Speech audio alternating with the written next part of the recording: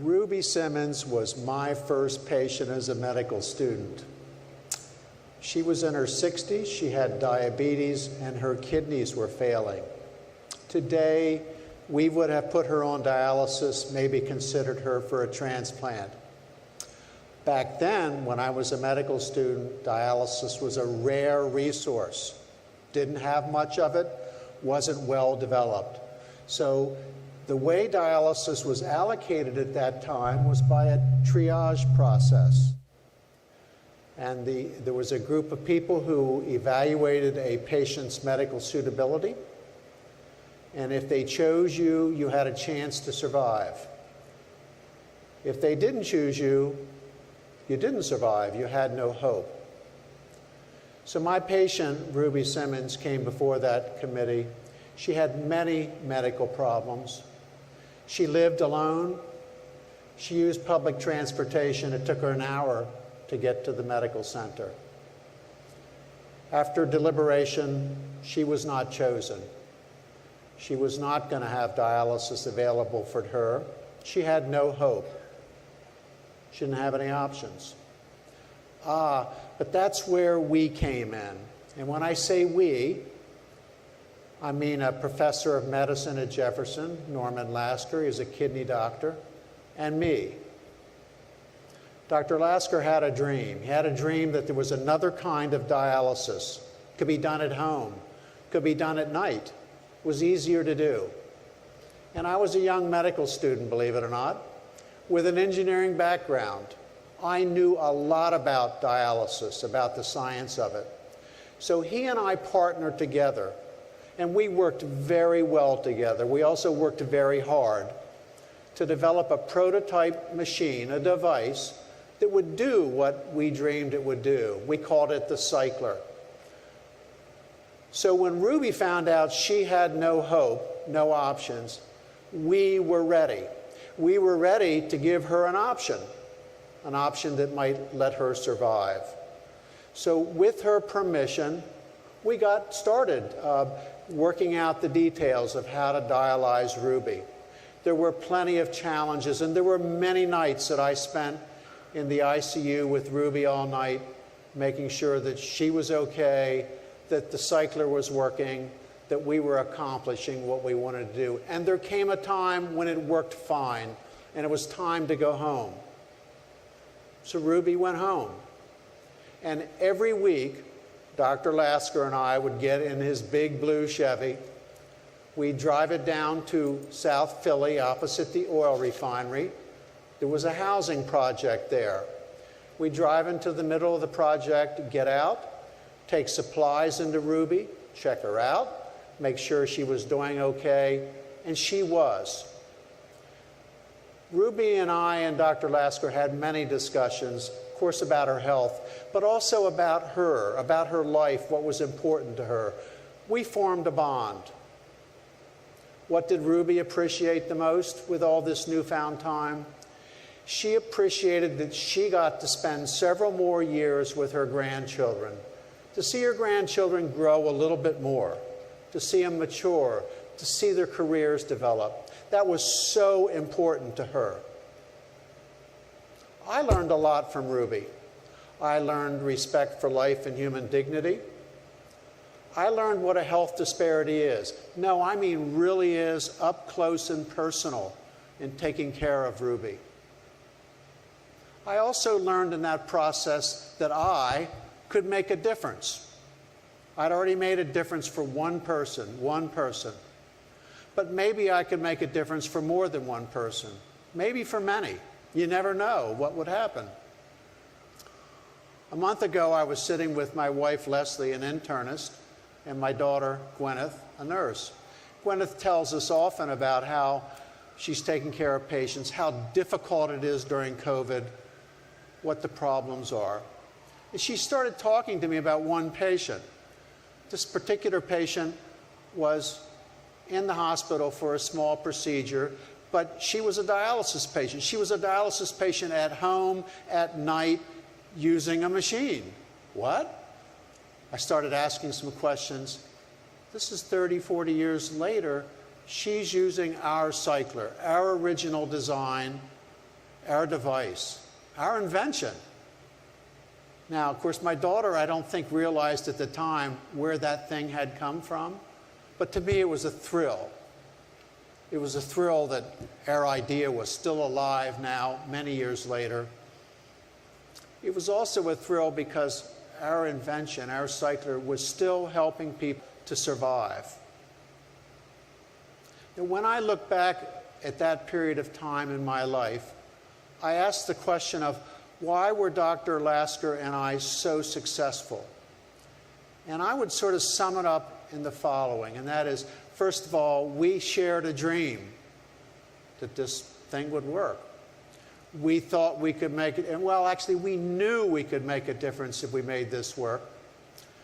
But there was another element to success, and that was that we were immersed in an environment, the university, a particular environment that encouraged innovation, creativity, go the extra mile to save a life. And that environment was just as important as our passion and resolve to make this happen. What a great time in my life.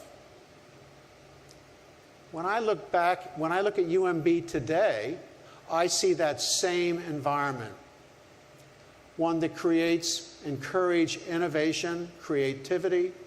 I'm surrounded, as you've already heard, by creative people, people committed to improving the health and well-being of the people around us. All of you, all in our community, all that come to our medical center. This is the magic of UMB. It's also the secret to our great success. And magic like this is fragile.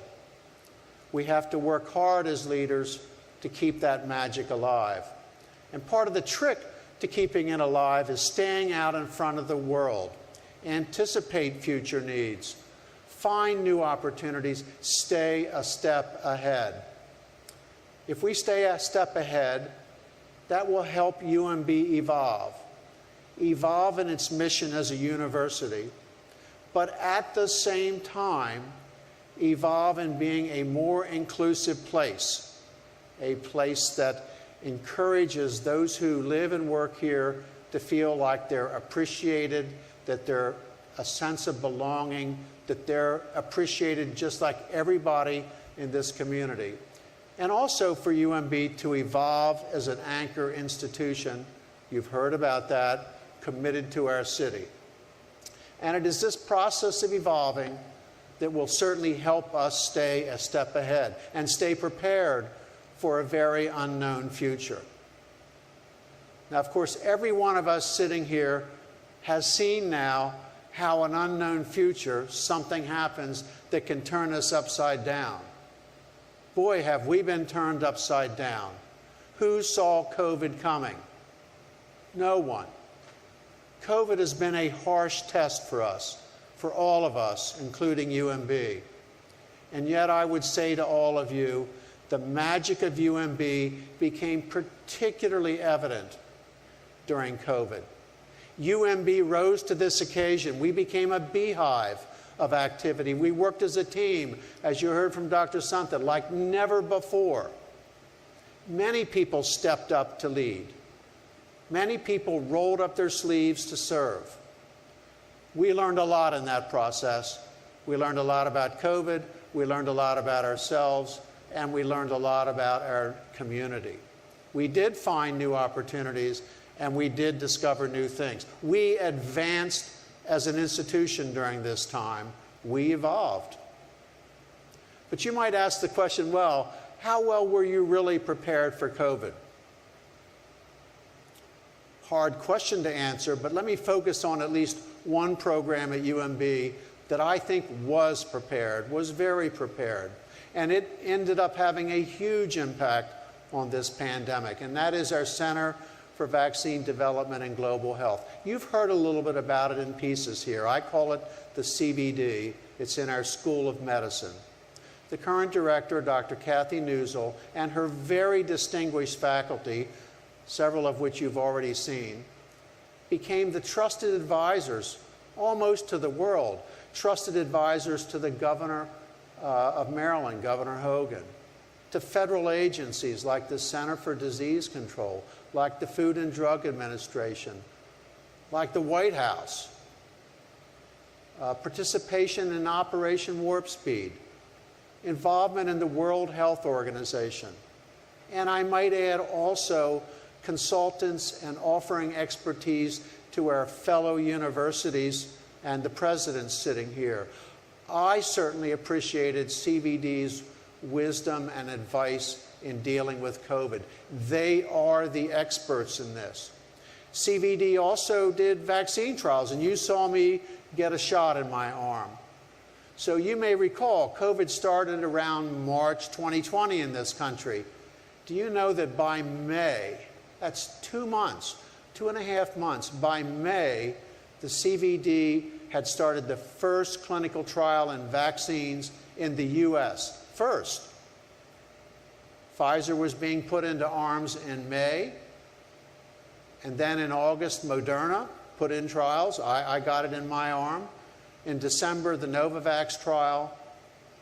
We just finished the pediatric trials, and we just finished a report on the mix and match trials. How many of you listened to that on TV? And how many of you knew that a lot of that data came from this institution?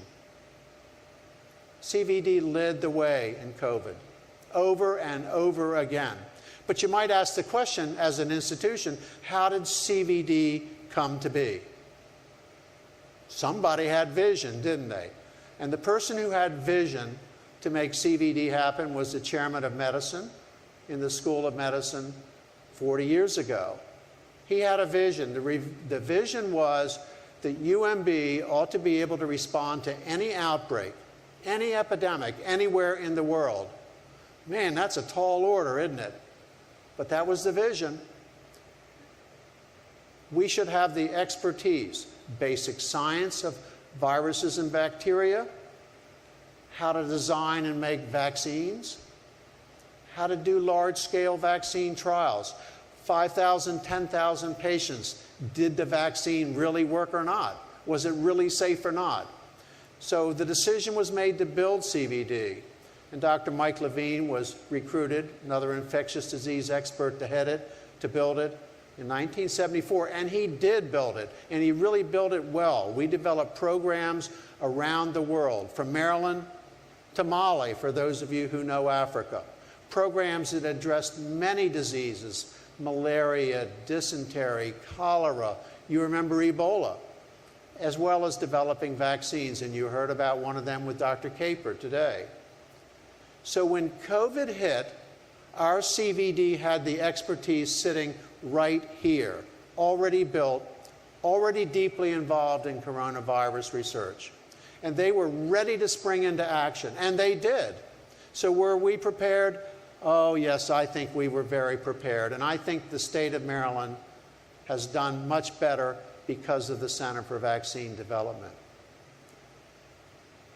So this is a story of vision, and it's a story of continued vision and execution year after year, ready to meet the need. And that is the magic of UMB. But I think all of you know that there will be future harsh tests, just like COVID, new challenges, real-world problems.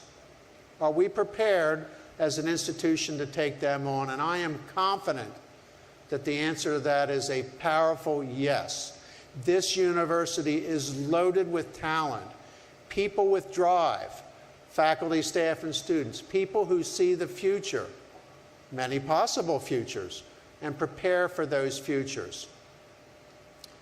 So we've talked a little bit about UMB's magic in fighting COVID.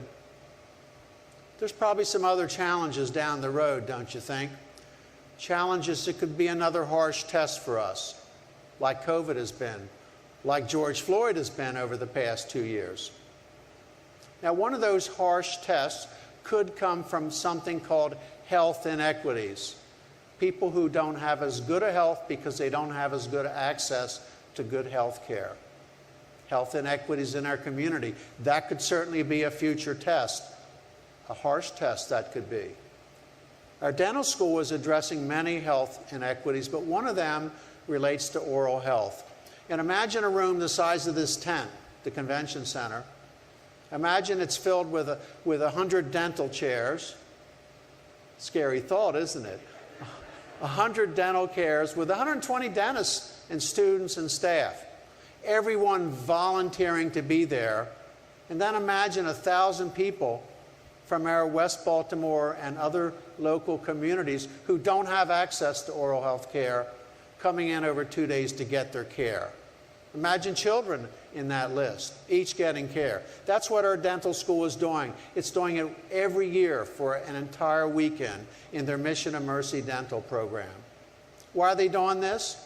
Because they know that our West Baltimore neighbors have a worse health status, poor or grades in health, than the rest of us. And not just in their overall health, in their oral health as well. So the dental school could not tolerate a health inequity. And they know a lot about oral health. So they responded and have dealt with over 3,000 people in our West Baltimore community over the past 3 years to make them a healthier community. The Mission of Mercy dental program, that's staying a step ahead of the problem. And that's impact on our community. Another example of health inequity is vaccination. We sure have heard a lot about that, haven't we? And we know that some of our population, including minorities, have refused to be vaccinated against COVID. They just don't trust you and me and the medical community. Baltimore, nationally. And some of this trust is certainly well-founded for historical reasons. But we need to rebuild this trust. How do we do that? And so the School of Pharmacy leadership took a stand that mistrust of us with our community was not acceptable. We have to rebuild that trust. It became a priority to them. So they recruited Dr. Daniel Mullins, who formed what he calls his Patience Program. And in that program, the West Baltimore community, the community, mind you, the citizens, ask research questions important to them. And then that same community works with Dr. Mullins to design and conduct research in the community, research that the community is involved with, that they participate in, that they see the results of. They have a stake in this research, don't they now? And they trust the result. During COVID, that became particularly evident in one example. As soon as the vaccine became available in the city of Baltimore, one of the partners of Dr. Mullins, the Mount Lebanon Baptist Church, signed up everybody in the congregation, that was 200 people, in 1 hour to get the vaccine. Now, you didn't hear about that one in the West Baltimore community, did you? Okay, but that community knew that Dr. Mullins was authentic. He had authentic concern for that community, and that's what we have to have for our community, authentic concern. And he had earned their trust. What a great result. We need more efforts like that to make for a healthier community. And I want to give you one last example of a health inequity that UMB is addressing. And you saw the name of it on the screen, Be More for Healthy Babies. And that's the infant mortality. We know that infants are most likely to die, if they're going to die, in their first year of life than they are later in life. And in fact, if they make it through the first year, they have an excellent chance of living a normal, productive life. And yet we know that the mortality in our West Baltimore community is 5 times higher than what it is in more affluent communities in Baltimore. That is just shameful. Just imagine if that baby that died was your baby and how you would feel. That is a horrible statistic. So a Baltimore coalition was formed for this, Be More for Healthy Babies. And it was to address this one specific inequity. And our School of Social Work got very involved with this and recruited a faculty member, Ms. Stacy Stevens, to lead this program. She built trust in that community and empowered young mothers and fathers to take charge of their lives and their new baby. I just had the pleasure a month ago with the mayor of Baltimore to announce the results. And in the Druid Heights, Druid Heights Upton community, the reduction in infant mortality was 75%. 75% is quite a reduction.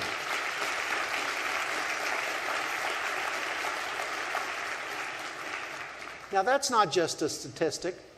That's a generation of babies, generation who can survive and grow up and get educated, and who knows, be governor, be senator, be your doctor, be your social worker, be your teacher.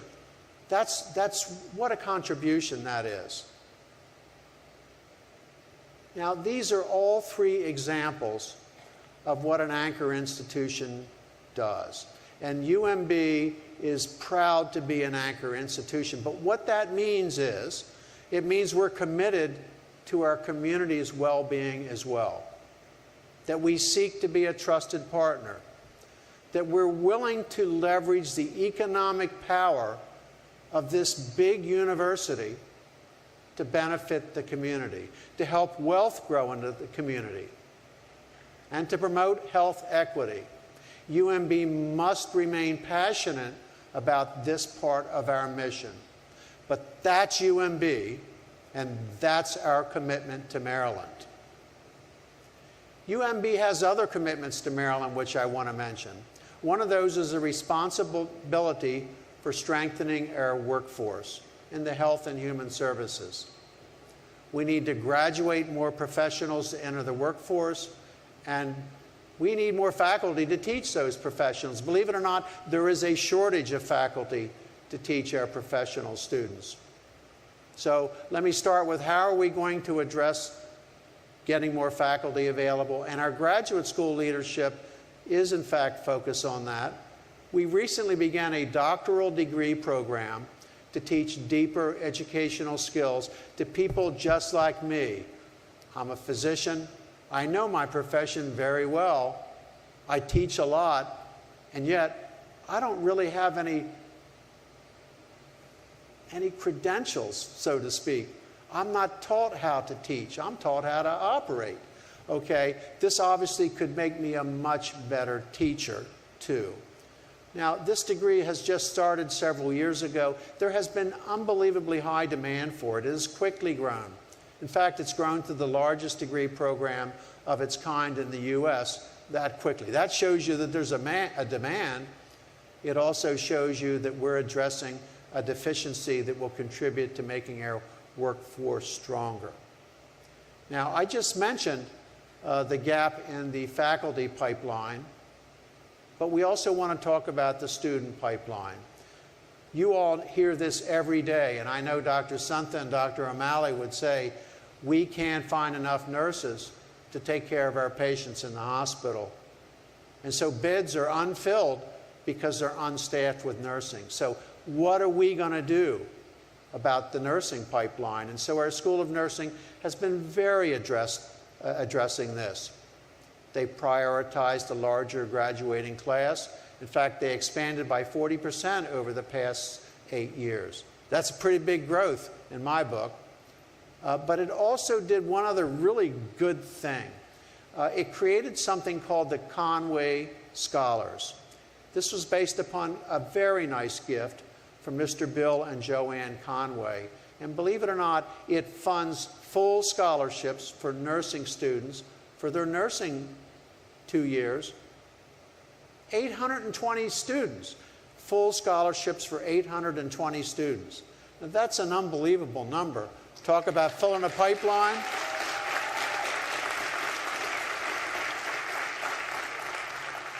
And I know the nursing school leadership is here. That is a phenomenal accomplishment. But there's another dimension to that accomplishment, and that is diversity in the nurse workforce.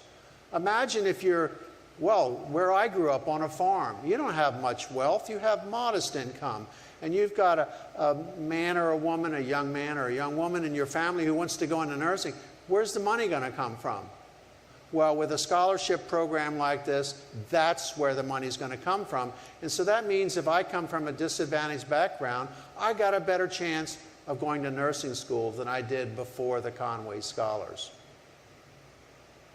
We want to have the face of our workforce match the face of our population in all of our professions, in race, in gender, in culture, you name the dimension, we need it to match the population of the state of Maryland. That is our goal, and that's the way we will get deeper, have deeper impact in fixing health inequities in this state. And that's UMB, and that's a commitment to Maryland. How about another type of commitment? How about to our environment?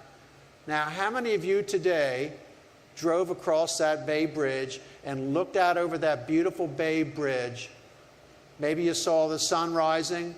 Maybe you saw ships sitting there. That bay is a beautiful resource. We have a lot to be proud about in the Chesapeake Bay. And yet you all know 30 or 40 years ago, people started asking questions. How healthy is the bay? Is it where we want it to be in terms of its pollution or not? And so a lot of people were asking questions around then, and our law school asked a question as well and said, you know, we could have something to do to improve the bay and improve our air too, because we know a lot about the law and how to make it effective in managing pollution. So they formed the School of Law Environmental Law Program. It was a pretty new idea back then, 40 years ago. And this was visionary by the School of Law leadership. And they saw it fit to recruit Professor Bob Percival, an expert in this topic, to come and lead the environmental law program.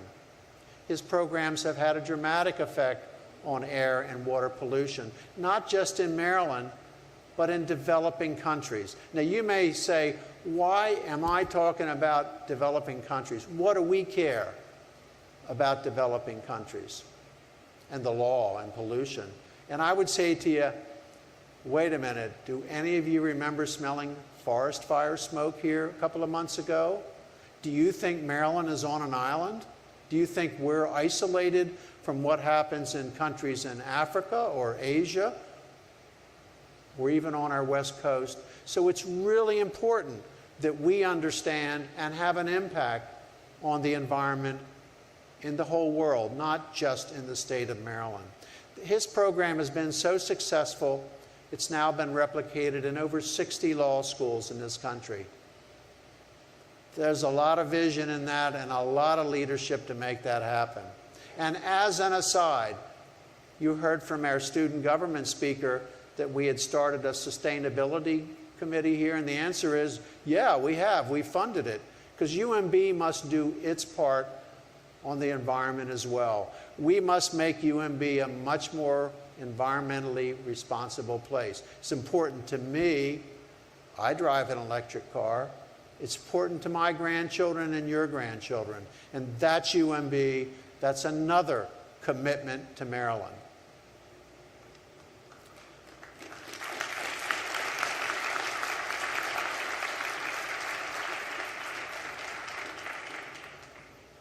I already spoke about the impact of the Center for Vaccine Development, the CVD, and its commitment to Maryland. But I want to give you one or two other examples of our commitment to Maryland.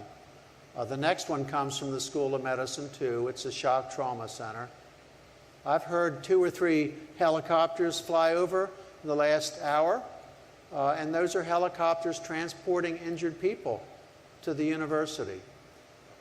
Maryland has the best trauma program in the world. No, I mean in the world. We wrote the book.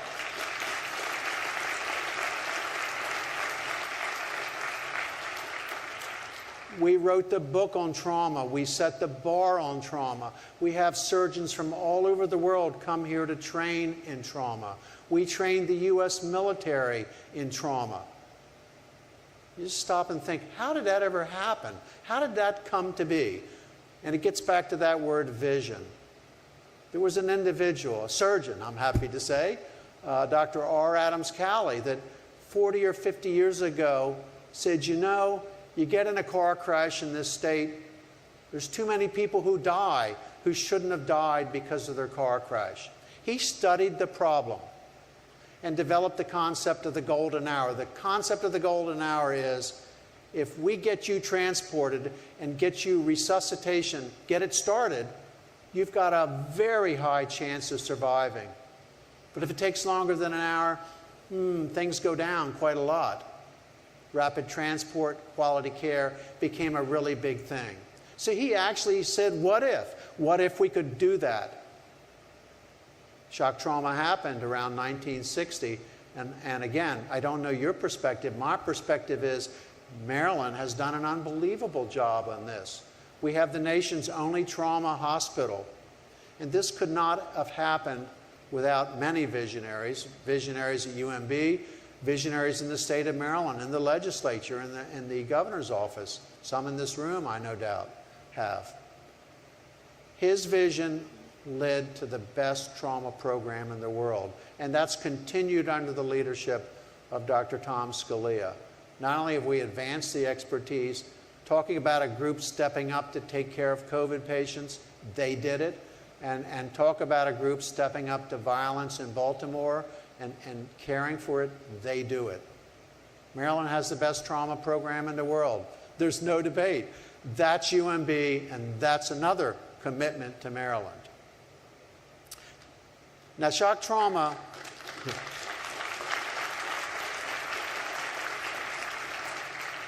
and CVD aren't alone. I could have mentioned a whole bunch of other ones. I'll mention two just briefly, but tell you that they're all peppered throughout our school. We have an Institute for Human Virology studying AIDS and the HIV and the AIDS epidemic. They have a profound effect on HIV in the world, from Baltimore to Botswana, making a huge difference. Millions of people now under treatment under the guidance of our Institute for Human Virology. And another one in our School of Medicine, the Institute for Genome Sciences. It's in the School of Medicine. It's an internationally known group of investigators. When COVID hit, they retooled their research lab.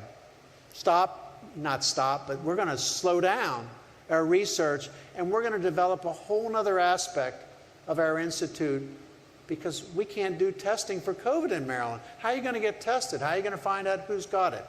So they retooled their whole research lab to be able to test for COVID. And we've done over 1.1 million COVID PCR tests in the past year. And that was from 0 to 60 overnight, turning on a dime. Talk about a service to Maryland. That was a service to Maryland. And we're better off because of it. And UMB is loaded with expertise like this in every one of its schools, waiting to step up, waiting to solve problems. Now, when you think about the few examples, and it's just a few, they all have some common themes. And I want to mention a couple of those common themes. One of them is passionate leaders, passionate team members, over and over. Another is commitment to service, commitment to people in need. Another is commitment to education of future professionals, as well as commitment to partnerships. You heard from Dr. Santha. We had an unbelievable, we still do, have an unbelievable partnership with a medical center. But they also involve one other really important element, perhaps a little less visible to you, that I want to point out. And that is a relentless pursuit for discovery, for innovation, research. That's what UMB is. It's a powerhouse for research. Now, you might ask, how did we get there? And it's a philosophy at this institution. Find new ways to improve the human condition. It is at our very core. Whether it's a basic science question we ask, or whether it's in the care of clients in the community, or patients in the hospital, or during education, or during community service. In each case, we always ask, what research question can we ask? What new discovery might we find? What improvement can make us better? And also, what outside support can we get to pursue our question? Grants, contracts, the like. And we have done very, very well at that. Our professional schools are highly ranked, partly because each of the schools has grown its research funding very significantly. In addition, our NIH funding in the School of Medicine has continued to soar under Dean Reese's leadership. We are well known for our research, and not only are our schools highly ranked, so is UMB. In the recent rankings of the National Science Foundation of Research Universities, NSF ranks actually UMB with our strategic partner, University of Maryland College Park. So we, as the University of Maryland, rank 8th of all public institutions in research. 8th is a huge, high, wonderful number.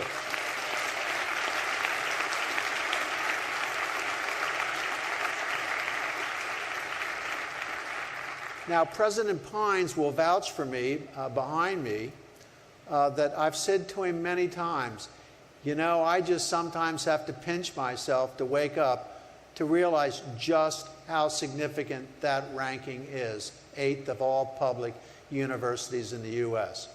That is a major accomplishment on the world scene. That puts us in rarefied company.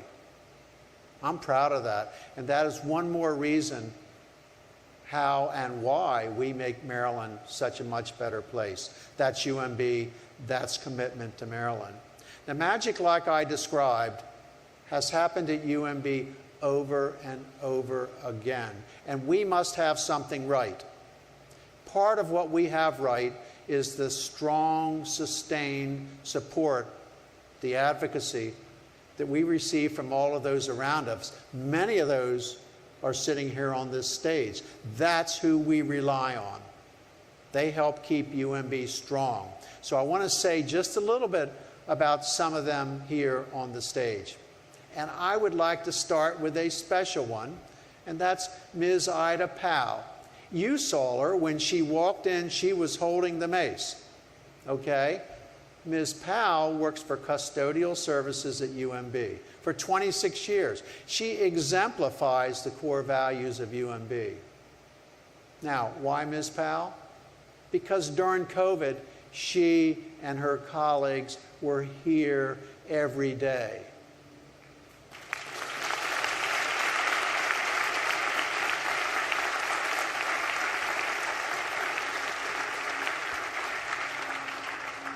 And that was true for many UMB staff, facilities, environmental services, our police force, as well as doctors and nurses. We could not have met our mission without you and all of your colleagues, Ms. Powell. Thank you for that.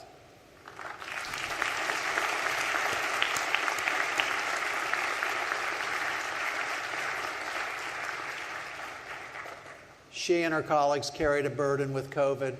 Now she gets to carry the honor of being our mace bearer. I'm so proud of that.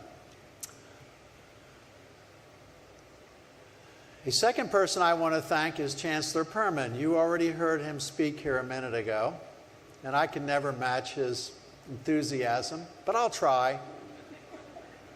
He and I have been together one way or another for close to 20 years. I think I chaired the search committee to bring him here. And Chancellor Perman, you are one of those special colleagues that gets better with time, like a fine wine, okay? And I am most appreciative of our special relationship.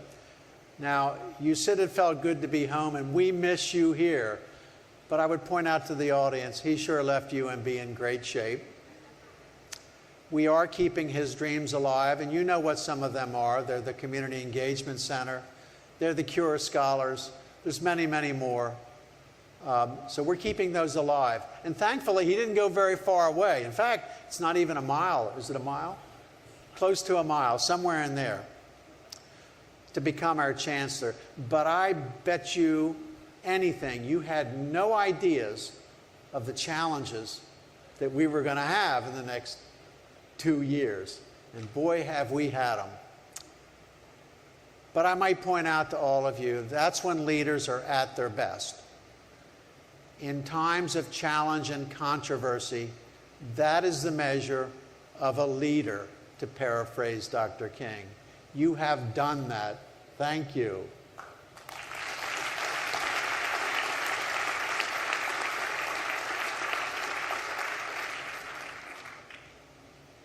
A few more people I would like to introduce to you, and I will try to keep this rolling because I know sometimes these parts are hard to get through.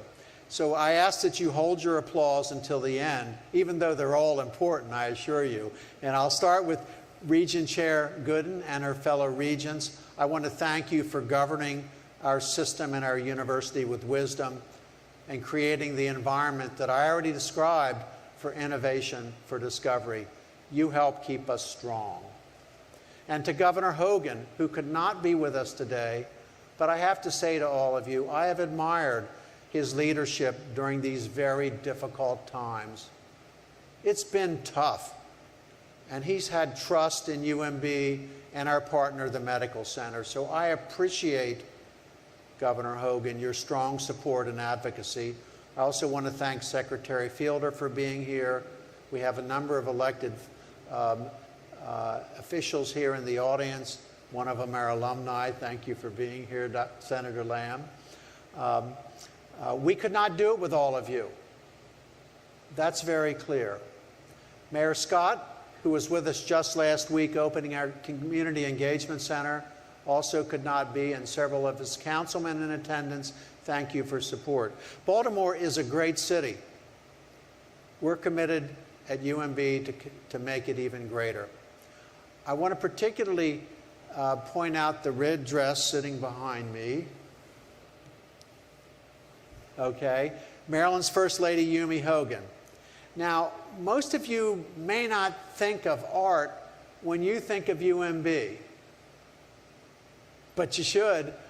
For me, art keeps my life in balance. You've already seen that. Okay, and it is really special to me to have a First Lady who is an artist and who is also committed to UMB.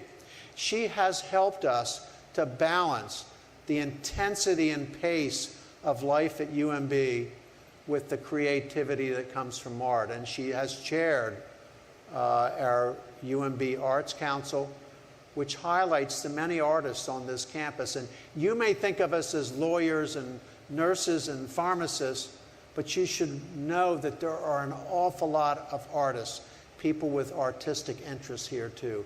Thank you for enriching UMB through your art.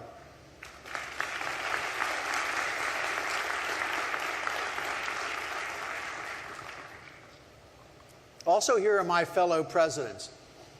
Now, I don't know how the presidents interacted years ago, but you know, the last 2 years, COVID, George Floyd, it has been a special bond that's formed with all of us. A lot of ways that I thought were not possible, but they formed. We have been through a lot. We have been through a lot together. We have become great, close colleagues. So I would say to my fellow president colleagues, it's been a great honor to serve with you. It's also been my honor to serve you in any way that we could do in the past, and I hope to do that in the future. So thank you for joining me today.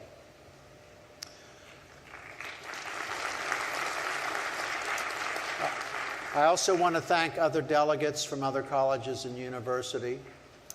I certainly want to thank Dr. Mohan Sunther, CEO of UMMS, and Dr. Bert O'Malley, CEO of UMMC. You heard Dr. Sunther a minute ago. You know, he still calls me Dr. Gerald. Okay, here we are running two big organizations, and it's Dr. Gerald, I think this. He's a wonderful colleague. They're both wonderful colleagues, and they have been great partners of this university during these most difficult times. In the best of times they were, in the worst of times they've been even better. It's been a great team, so I thank you both for that. Now, one of my mentors could not be here today, Dr. Dean Donald Wilson. Dean Wilson recruited me here 25 years ago. He's watching on his computer today. I just want to thank you, Don, for recruiting me here and being my steadfast supporter. I am appreciative. Thank you. I also want to thank Dr. Nip, who's representing the many boards of visitors in the foundation. And Harry, it's nice that you formed a fund. I'm waiting to hear how big it is, Harry. Where are you? There, okay. I hope I'm surprised. I'm sure I will be, right? Gotcha. There's a number of other groups here which I want to absolutely emphasize. The deans of the 7 schools are here. And you may not appreciate it, but it's really the deans that make UMB happen from a leadership point of view. Yeah, the president has some role, but the deans really are the drivers, the spark plugs to make things happen in the schools. And I want you to know what a great group of deans we have, close colleagues. I would trust any of them with anything. They're just wonderful people to be with. So they are the critical ingredient, and thank you to my fellow deans.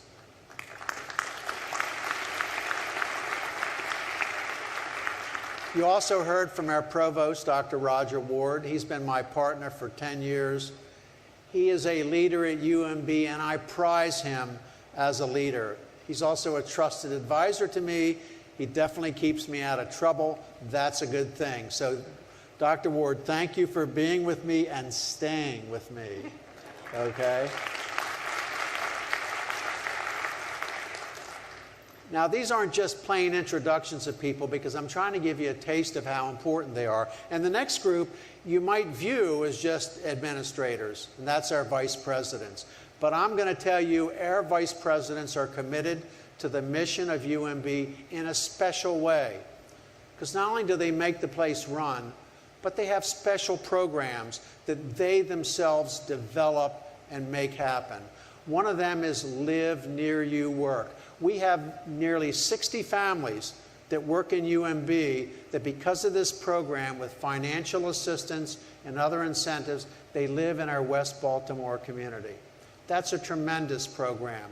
We also have worked hard to help our West Baltimore community with the digital divide, have helped many families with computers and internet services. We've helped many minority businesses in the West Baltimore get a leg up and become successful. We have a program for women at UMB called the Umbrella Program to give staff and faculty women more information to be able to achieve their potential. And we're also very committed to changing the culture of this institution to be an inclusive place, more inclusive. There are many more things that I could thank them for, but they really drive a lot here. You also heard from our shared governance leaders. I embrace the model and thank you for being here. Mr. Heyman I will thank in a minute. But there are 2 other groups that I would be remiss to not point out to you. Yes, thank them, but point out to you how important they are. Earlier this morning, you saw 5 distinguished university professors be recognized. That's great. You also heard about a whole lot of really terrific programs at UMB of one sort or another. Now, you've probably figured out what I'm going to say next. The credit for all of those programs goes to the faculty. The faculty who are sitting here and hopefully online and over there working and over there teaching and whatever else they have as an obligation to do each day. Without great faculty, UMB is nothing. So for all of those of you who are here, I deeply appreciate the vision, the creativity, the drive that you bring to UMB every day. And especially throughout COVID, you have made UMB magic happen. Thank you.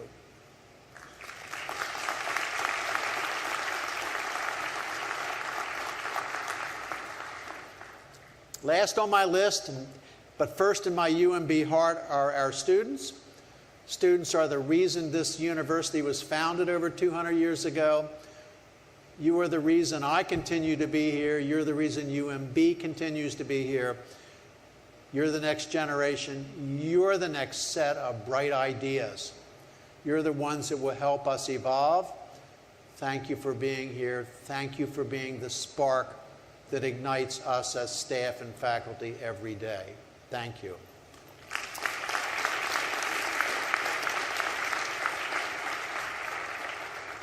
Now, although not on the platform, I want to thank those friends and family who have come from far and near to be here. Thank you for being here. I'm very appreciative. But finally, there is my family. They are first in my life, what can I say? And I have this wonderful family. So to my wife, Leslie, who's sitting here, I hate to think, 50 years. That's a long time.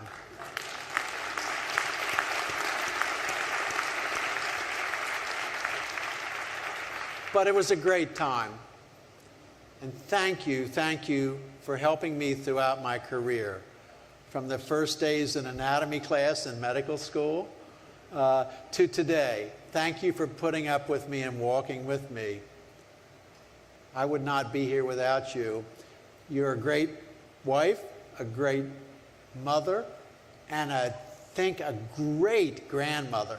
And I know 6 people there who would agree that you're a great grandmother. Don't you think, guys? Yes?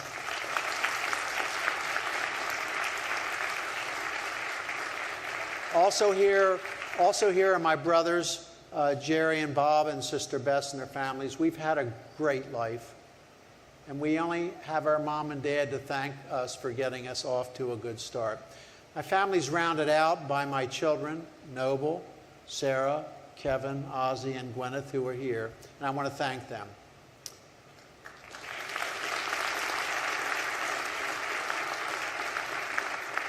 My grandchildren I'll mention here in just a second. You may wonder why I talk so much about the future. And here's why I talk so much about the future. Could I ask my grandchildren to come up here? Would you all come up here? I'm hoping they'll come.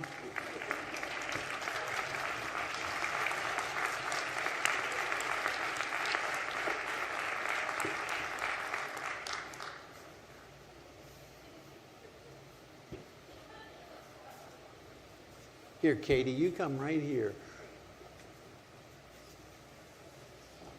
Perfect.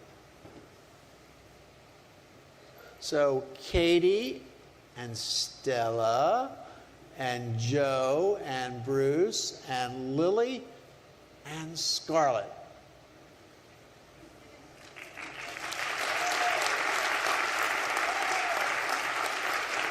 Come over here just a little bit.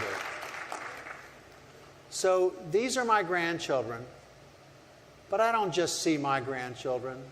I see your grandchildren. I see grandchildren in West Baltimore. I see grandchildren on the Eastern Shore of Maryland. I wonder, what will their future be 50 years from now, 100 years ago? Do you know? Do you know what it's going to be 50 years from now? Okay. Now, I can't answer that question, but I can ask the question of what can we do today?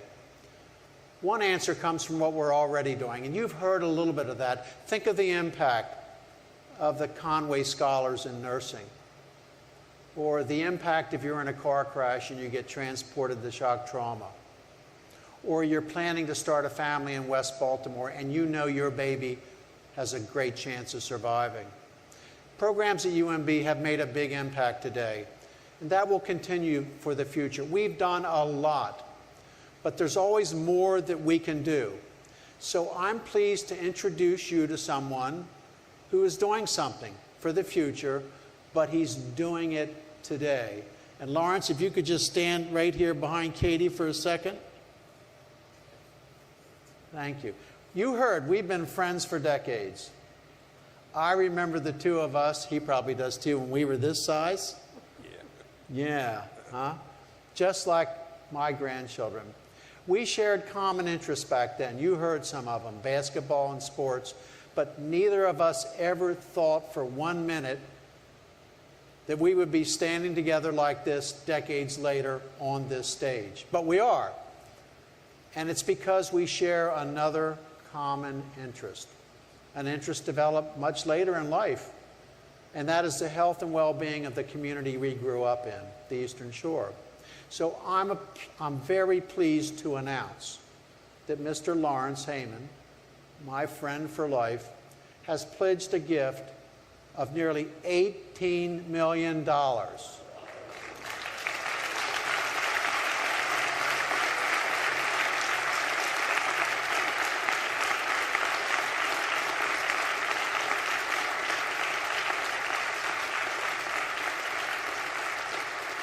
I probably embarrassed him by that because he's like me, don't always want to hear about that, right?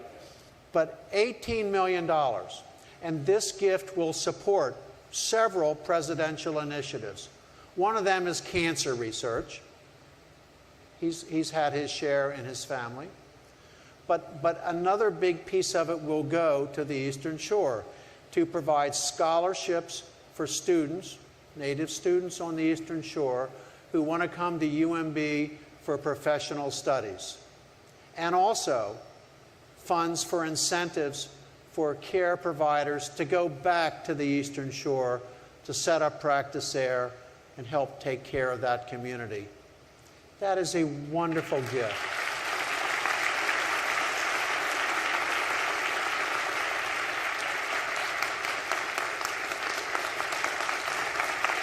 How about that, huh? What do you think about that, huh?